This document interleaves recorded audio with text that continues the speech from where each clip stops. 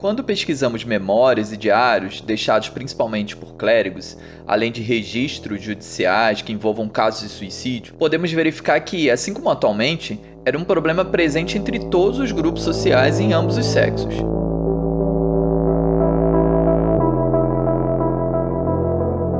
Suicídio era considerado uma tentação diabólica ou fruto da loucura. Por ser considerado um crime, seu autor é condenado por assassinato, tem seu cadáver brutalmente castigado e os seus bens são confiscados. Particularmente, eu acho bizarro esse costume de punir o corpo após a morte, mas ele era enforcado, queimado, arrastado pelas ruas, mutilado, uma coisa horrível. Quanto aos motivos, eles são os mais variados: miséria, doença, sofrimento físico, medo de uma punição, honra, recusa da humilhação, amor, ciúme. Geralmente esses são os mais comuns. E se pararmos para pensar, poderia retratar a atualidade também.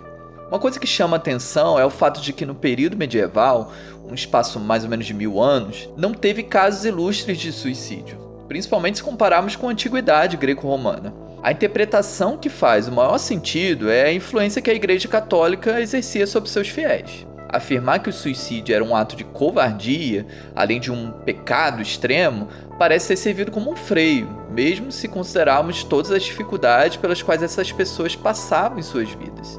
Outro ponto interessante é notar a diminuição dos suicídios em tempos de guerra, o que na Idade Média significa dizer a maior parte do tempo. Tudo indica que a coesão da sociedade, provocada pela luta contra um inimigo em comum, a solidariedade, a paixão e o desejo de vencer, dão às pessoas um sentido e uma atração à vida. No entanto, alguns estudiosos caracterizam o ato de se lutar em uma guerra como uma espécie de morte involuntária, quando temos casos em que as pessoas se expõem a uma situação de extremo risco. Psicologicamente falando, uma das explicações para o suicídio é que, na maioria dos casos, o indivíduo volta para si uma agressividade que ele não pode liberar contra os outros nas sociedades civilizadas. Essa é a posição do Freud, por exemplo.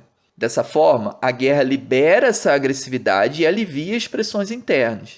Esse jogo complementar entre agressividade exteriorizada e risco permanente e voluntário contra a própria vida oferecia um substituto eficaz ao suicídio direto.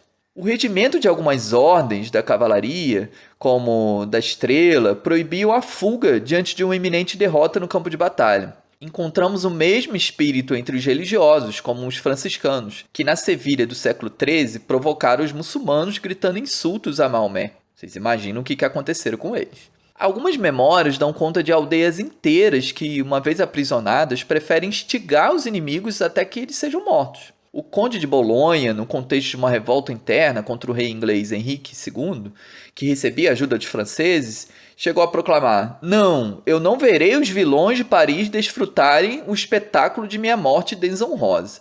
Ainda nessa toada, um dos raros casos de suicídio ilustre envolve, na verdade, uma tentativa. Foi Joana d'Arc que, uma vez prisioneira, se joga de uma torre por motivos ainda mal esclarecidos.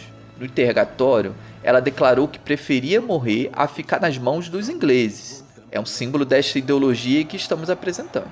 A Idade Média, portanto, conheceu a prática da morte voluntária, mas com modalidades muito diferentes segundo as categorias sociais. O camponês e o artesão se enfocam para fugir da miséria e do sofrimento. Já o cavaleiro, o clérigo se matam para escapar da humilhação e privar o infiel do seu triunfo. Suicídio direto, no primeiro caso, seria considerado do tipo egoísta. Já no segundo caso, esse suicídio indireto, era algo altruísta. Por fim, ao explicar o suicídio apenas pela ação do diabo ou pela loucura, a Idade Média o transforma em um ato totalmente irracional. É possível até que haja um perdão ao suicida, mas é para condená-lo ainda mais no estigma de endemoniado ou louco. É só em fins do período medieval, no século XV, com o surgimento do Renascimento, que começamos a ter um foco mais na pessoa e uma consequente busca pelos motivos humanos que levaram-no a esse ato extremo. Mas isso é assunto para o próximo vídeo.